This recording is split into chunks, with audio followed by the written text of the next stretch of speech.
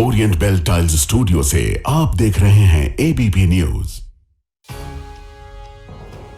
नमस्कार, मैं हूं प्रतिभा मिश्रा। बिहार में पूर्णिया की धरती से आप मेरे साथ भारत की बात का बिहार स्पेशल एडिशन देख रहे हैं। तो चलिए दिन की हर बड़ी खबर के साथ शुरू करते हैं भारत की बात। शुरुआत उन खबरों से जिन पर विस्तार से करेंगे चर्चा। बिहार में सीएम योगी पर राष्ट्रपिता महात्मा गांधी के अपमान का आरोप लग रहा है। सीएम योगी ने पप्पू, टप्पू और अप्पू वाला कौन सा बयान दिया है जिस पर अखिलेश यादव ने गप्पू और चंपू वाला हमला किया है, हम आपको दिखाएंगे। पहले दौर की वोटिंग में जैसा कि आप जानते हैं 3 दिन बाकी है।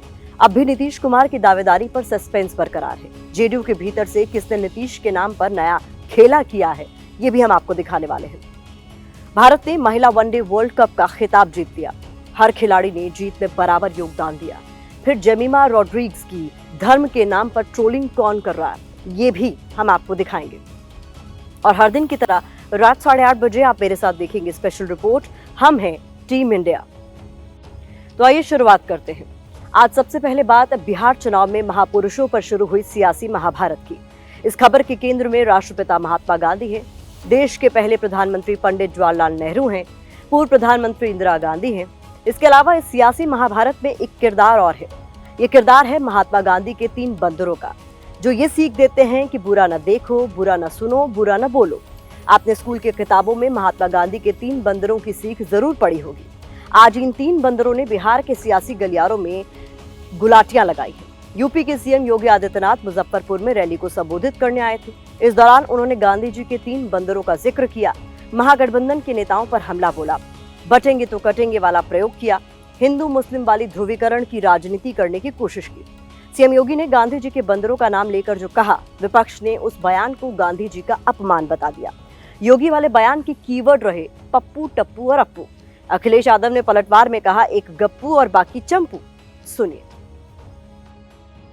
आपने गांधी जी के 3 बंदरों के बारे में सुना होगा।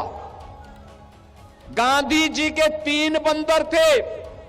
गांधी जी ने तो उनको उपदेश दिया था, बुरा मत देखो, बुरा मत सुनो और बुरा मत बोलो। लेकिन आज इंडी गठबंधन के 3 और बंदर आ गए। ये 3 बंदर पप्पू, टप्पू और अप्पू के नाम पर। पप्पू सच बोल नहीं सकता, अच्छा बोल नहीं सकता। टप्पू अच्छा देख नहीं सकता और अप्पू सच सुन नहीं सकता। इन लोगों को एनडीए सरकार के द्वारा किए गए विकास दिखाई नहीं दे रहे। उसकी खुशबू इनको सुनाई नहीं दे रहा है, दिखाई नहीं दे रहा है। ये उसके बारे में बोल नहीं सकते, सुन नहीं सकते, देख नहीं सकते और इसीलिए तो दुष्प्रचार कर रहे हैं। पूरी बीजेपी गप्पू है और बाकी सब चंपू हैं। अगर मुख्यमंत्री जी खुद गूगल कर करके ओसामा को हिंदी में देख लें तो नाम बदलने की आदत है, एक नाम और बदल देते। सीएम योगी आदित्यनाथ ने विपक्ष के किसी नेता का नाम तो नहीं लिया, हालांकि बिना नाम लिए ही सबने समझ लिया कि उनका संकेत किस ओर है, क्योंकि सियासत में संकेतों की बड़ी भूमिका होती है। सीएम योगी आदित्यनाथ ने कहा कि गांधी जी के 3 बंदर थे।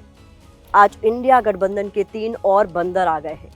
ये 3 बंदर हैं पप्पू, टप्पू और अप्पू। वैसे यहाँ आपकी जानकारी के लिए बता दें कि सीएम योगी ने मुजफ्फरपुर की जिस धरती पर गांधी जी के 3 बंदरों का जिक्र किया, उसी धरती पर साल 1917 में महात्मा गांधी ने चंपारण सत्याग्रह की नींव रखने वाला पहला कदम रखा था। अब सत्याग्रह की धरती से सियासत की झूठी सच्ची बातें हो रही हैं। सीएम योगी के बयान के खिलाफ विपक्ष आक्रामक है। आरजेडी की ओर से कहा गया है कि पप्पू, टप्पू और अप्पू का बयान देकर सीएम योगी ने गांधी जी का अपमान किया है। तो ये बात कांग्रेस की करें तो वो कह रही है कि इधर 3 बंदर हैं तो उधर बिहार में तो 3 राक्षस घूम रहे हैं। कांग्रेस नेता उदित राज ने नाम लेकर बताया कि 3 राक्षस कौन है। समाजवादी पार्टी कह रही है कि ये गांधी की हत्यारों को मानने वाले लोग हैं। इसके अलावा उन्होंने कहा कि सबसे बड़ा बंदर तो उत्तर प्रदेश वाला घूम रहा है। उधर बीजेपी ने इस पूरे मुद्दे पर कहा है कि अगर विपक्ष के नेता खुद को सीएम योगी के बयान से जोड़कर देख रहे हैं तो इससे विपक्षी नेताओं का सम्मान ही बढ़ा है, क्योंकि गांधी जी के 3 बंदरों की बात हो रही है। आज इंडी गठबंधन के 3 और बंदर आ गए, पप्पू, टप्पू और अप्पू के नाम पर। भारतीय जनता पार्टी के नेता और उत्तर प्रदेश के मुख्यमंत्री जिस भाषा का इस्तेमाल कर रहे हैं, इसी से स्पष्ट होता है कि भारतीय जनता पार्टी अब संस्कृति का माहौल चाहती है। भारतीय जनता पार्टी को राष्ट्रपिता के विचारों से मतलब नहीं है। तो बीजेपी के जो चेहरा है उप मुख्यमंत्री हैं, 7 हत्या के कातिल हैं। एक राक्षस तो हो गए, दूसरा राक्षस है अनंत सिंह, तीसरा राक्षस तो खुद ही घूम रहे हैं। सबसे बड़ा वाला बंदर उत्तर प्रदेश वाला जगह जगह घूम रहा है। किसको कह रहे हैं? जिसको समझे, हम तो वो तो नाम लेकर बोले, हम तो नाम भी नहीं लिए। अगर अपने आप को अप्पू छप्पू डप्पू गांधी जी के 3 बंदर समझ रहे हैं तो तुमका अपमान कहाँ, सम्मान ना हो गया? क्योंकि गांधी जी के 3 बंदर होने लायक भी नहीं है। अगर योगी जी ने 3 बंदर बना दिए तो योगी जी को तो धन्यवाद देना चाहिए, सम्मान कर दिया आपका। मुख्यमंत्री योगी आदित्यनाथ तो गांधी के हथियारों के समर्थक हैं कि न वो अच्छा देख सकते हैं, न अच्छा सुन सकते हैं, न अच्छा बोल सकते हैं।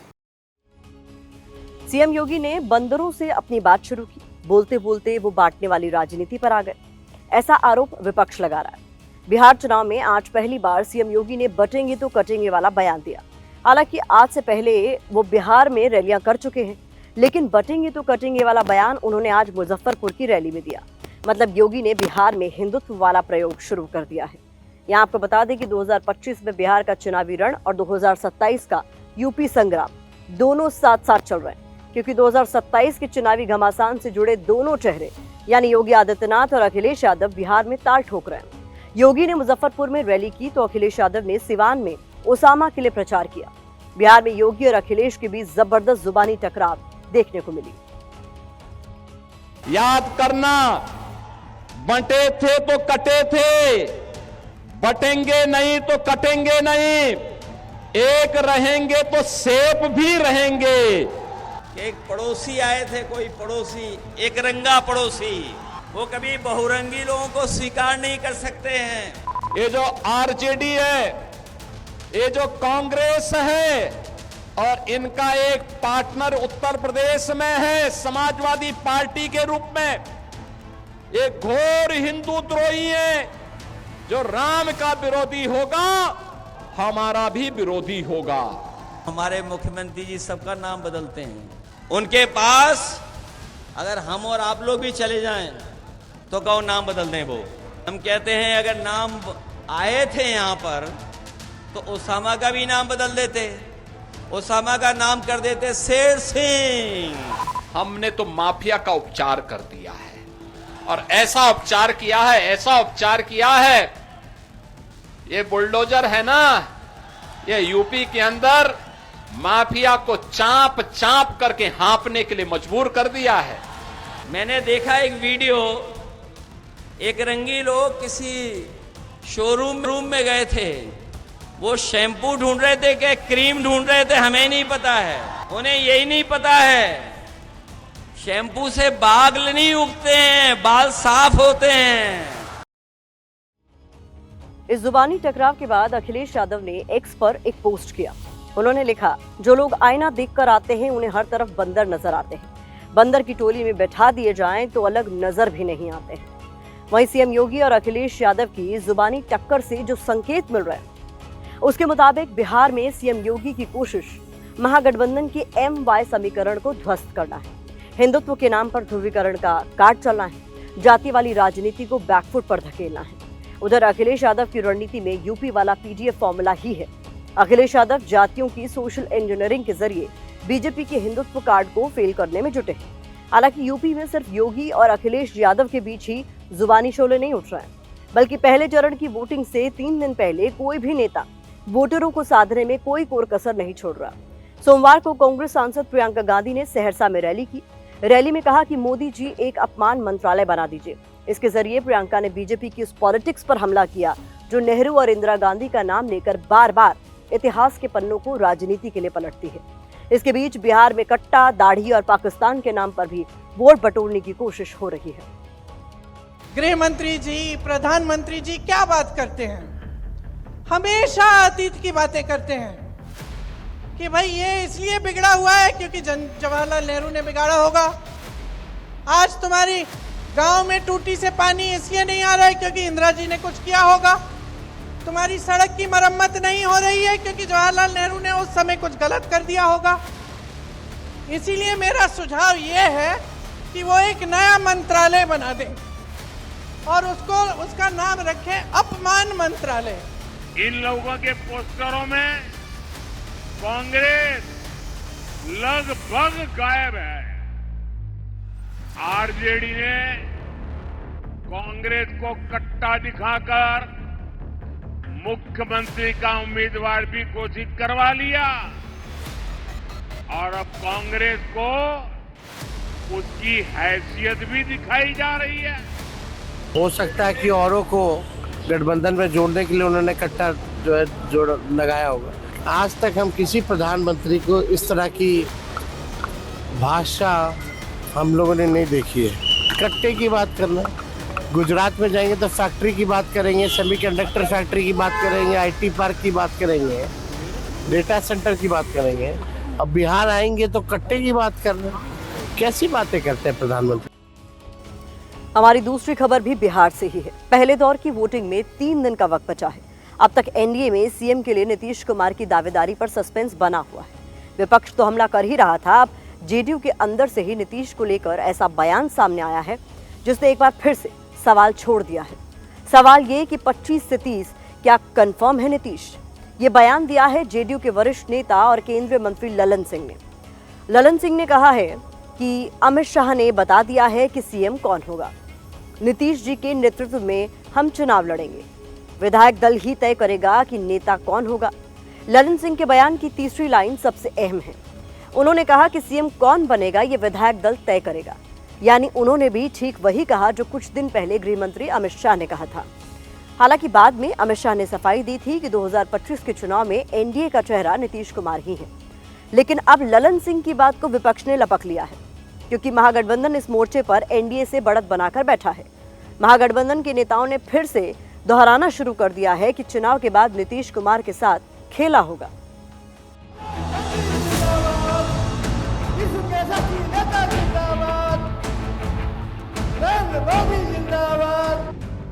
बिहार की चुनावी लड़ाई में सीएम फेस पर महागठबंधन बहुत आगे निकल गया है। तेजस्वी के नाम का ऐलान हो चुका है, लेकिन जब यही सवाल एनडीए से एबीपी न्यूज ने पूछा तो बात अमित शाह से होते हुए विधायक दल तक गई, साथ ही कई सवाल भी लाए। नेता का चुनाव तो विधायक दल और संसदीय दल करता है। अमित शाह जी ने इंटरव्यू में ये बताया है कि नीतीश कुमार जी के नेतृत्व में हम चुनाव बिहार का लड़ रहे हैं। लल्लन सिंह जेडीयू के नेता हैं, इसलिए नीतीश को लेकर उनके बयान के मायने भी बड़े हो जाते हैं। तभी तो आरजेडी को भी एनडीए को घेरने का मौका मिल गया है।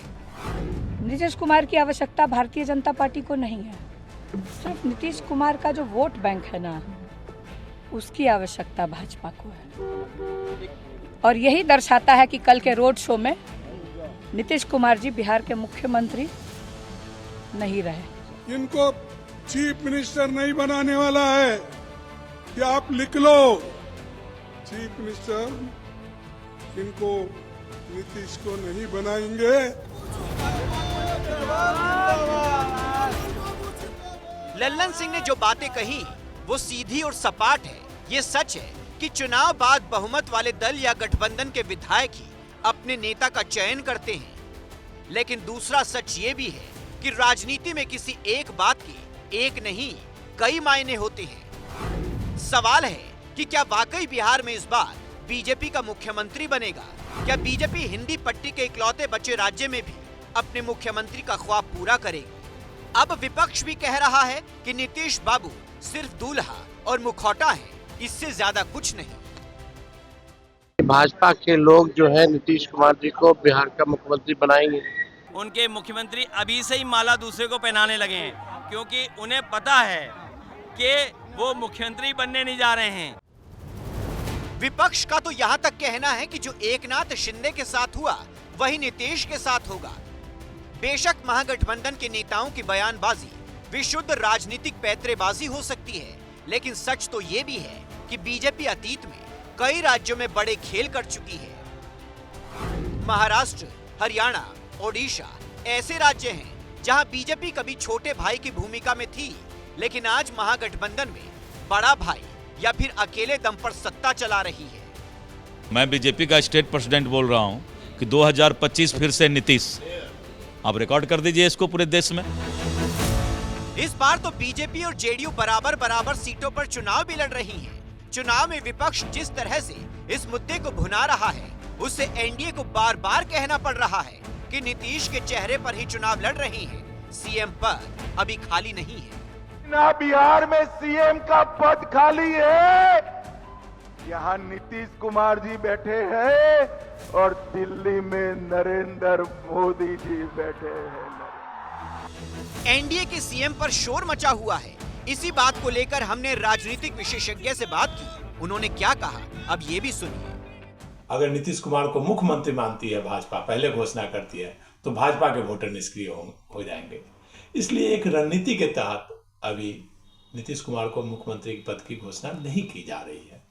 लेकिन एक बात कटु सत्य है कि चुनाव बाद सरकार किसी की बने, लेकिन मुख्यमंत्री तो नीतीश कुमार ही बनेंगे। कुल मिलाकर चेहरे पर महागठबंधन रेस में आगे दौड़ रहा है। नीतीश को लेकर बीजेपी को घेर रहा है और नीतीश के प्रति सहानुभूति भी दिखा रहा है। अब वक्त है इस खबर पर सोशल मीडिया के ओपिनियन का। तो आपको बता दें यूजर्स क्या कुछ लिख रहे हैं। यूजर्स लिख रहे हैं कि चुनाव के बाद नीतीश के साथ खेला होगा। नीतीश सिर्फ चुनावी दूल्हा है, पद के लिए बीजेपी कोई और दूल्हा लाएगी। नरेंद्र मोदी किसी कीमत पर नीतीश कुमार को सीएम नहीं बनाएंगे। तो ये इस खबर पर सोशल मीडिया का नजरिया है।